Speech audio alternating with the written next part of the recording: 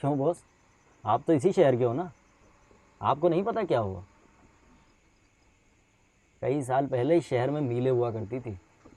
दूर दूर से लोग यहाँ काम की तलाश में आते थे और मजदूर बनकर रह जाते थे, क्योंकि ठेकेदार तो सिर्फ खुराक ही देता था। अब उसमें इन बेचारों का क्या गुजारा होता। तो इन लोगों को जहाँ जहाँ जगह मिलती गई वहाँ एक के पीछे एक बसते चले गए। और इस तरह इस जगह का नाम पड़ गया परदेसीपुरा, परदेसियों का पुरा। इनमें से एक परदेसी मेरे बाबूजी भी थे। ताऊ जी और चाचा जी की बात मानकर यहाँ मरने चले आए। खैर कई साल के बाद सरकार की इस जगह पर निगाह पड़ी तो पता चला कि सारा इलाका ही अतिक्रमण का है। अब मज़े की बात तो ये थी कि यहाँ तोड़ने वाले भी प्रवासी थे और उजड़ने वाले भी हम ही।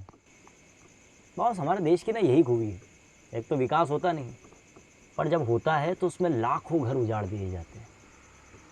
लीजिए बॉस, ये गली भी ख़त्म हो गई और अपनी कहानी भी। इधर से ले लेता हूँ।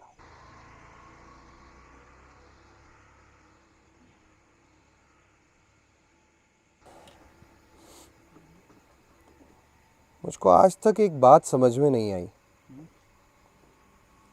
लाखों लोग हर साल किसी न किसी त्रासदी, किसी ट्रेजेडी, किसी पैंडेमिक में अपना घर खो देते हैं।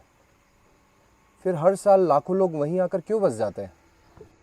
अगर आज बाबूजी जिंदा होते ना तो पूछता उनसे सवाल। पर साला एक बार जो घर छोड़कर जाता वो घंटा लौट कर नहीं आता। तू तू लौटेगा वापस? बॉस, मेरे बाप के पास दूसरा रास्ता था, वो फिर भी नहीं लौटा। और अपने पास तो साला दूसरा रास्ता भी नहीं है। मैं अपनी कॉलेज की पढ़ाई पूरी करने आया था, मगर साला एग्ज़ाम में लोकल प्रेफरेंस ने ऐसा काटा कि आज देखो ऑटो चला रहा हूँ। सोचता हूँ कि माँ को भी बुला लूँ, तो साला उसको तो अपने घर में ही नींद आती है।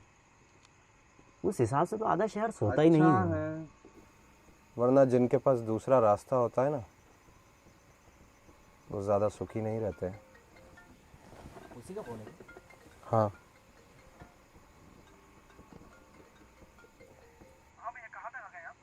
हाँ हाँ भाई, बस भाई पहुँच ही गए।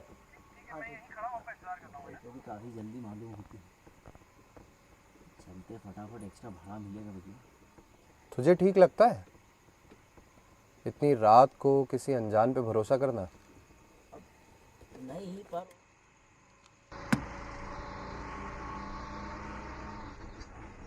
और कोई उपाय भी तो नहीं।